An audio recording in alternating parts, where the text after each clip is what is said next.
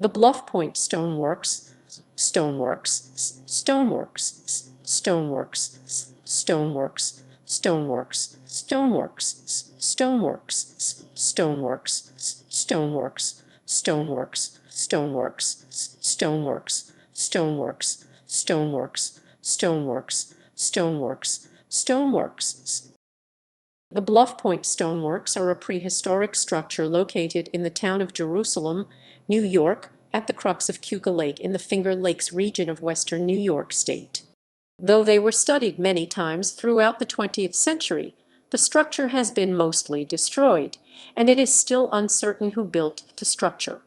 Most who researched the stoneworks were amateurs, not professional archaeologists. As a result, their conclusions led to an even greater uncertainty as to the nature of the structure. Hart Wright. Hart Wright, in the Aboriginal work on Bluff Point, Yates County, NY, included in the 35th Annual Report of the New York State Museum of Natural History, described the stoneworks as he saw them in 1879 and 1880. They were located on 7 acres 28,002 of land, he said, from the top of the Bluff Point Ridge westward. Wright described graded ways, 3 to 8 feet wide and 1 foot high.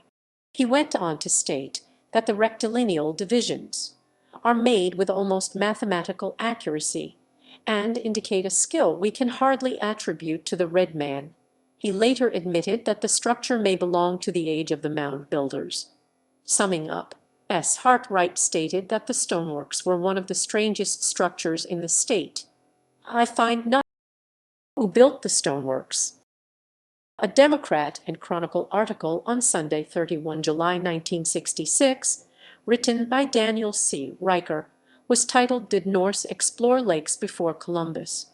Riker tells of an Indian legend of a great canoe manned by men with flowing hair and carrying shining shields on its side. Indeed, the Seneca Indians who lived on the land had many. Another newspaper article sees Norsemen early dwellers in this country, states that Norse records indicate that in 1347 there were several expeditions to a new land in the west. Yet another article claims that the engravings at the stoneworks of human and animal heads are arranged in amazing patterns that were similar to those made by the Etruscans. A different article indicated that an engraving of the face of a veiled woman, Lycases, may have appeared on the rocks. In the Crooked Lake Review, #68, November 1993, David D. Robinson argues that the Hopewells, who used to live in western New York, were too primitive to build a structure like the stoneworks. Eric Buitens wrote an article in the summer of 1980 which claimed that the Celts built similar structures that were used for archaeoastronomy or as a signal beacon. Glenn Rogers wrote a book titled Forgotten Stories of the Finger Lakes, in which he stated that the layout of the stoneworks were not suitable for a fort. He suggests that Jesuits might have built the stoneworks, but admits that this is inconsistent with the fact that the Jesuits tended to keep very detailed written records. Ownership of the land. Christopher A. Wright wrote the Bluff Point Stoneworks for the Yates County Historical Society in April 1980. He described how in 1876 Howland Hemphill owned a farm upon which the stoneworks were later discovered. John Finch had originally purchased the main lot, Lot 6, in 1813, and sold it to Hemphill in 1830.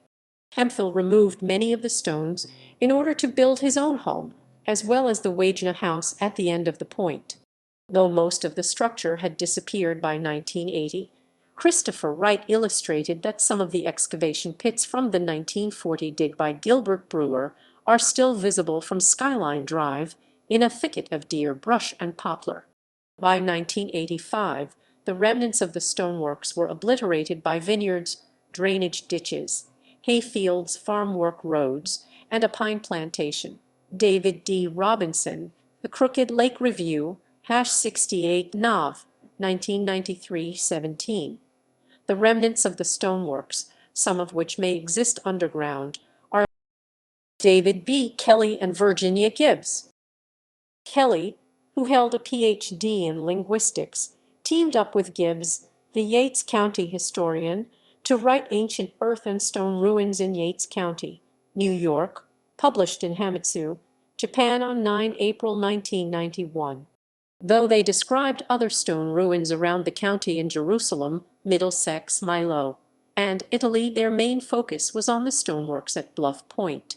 Because the stoneworks were almost entirely vanished by the 1990s, Kelley and Gibbs summarized the work of other scholars.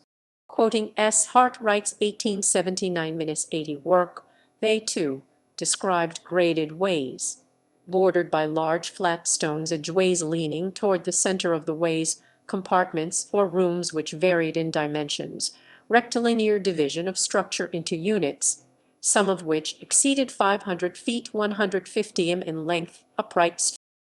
Attempts at preservation. At present, the stoneworks are unfortunately almost completely non-existent. Some claim that there are more ruins located underground, and every few years a group of amateur archaeologists travels to Bluff Point in order to attempt another excavation. Hart Wright, writing in 1938, complained, "We surveyed the ruin, and at that time an earnest plea was made to state authorities for the preservation of this unique remnant of a great aboriginal structure. However, nothing came of it, and today all is gone." Footnotes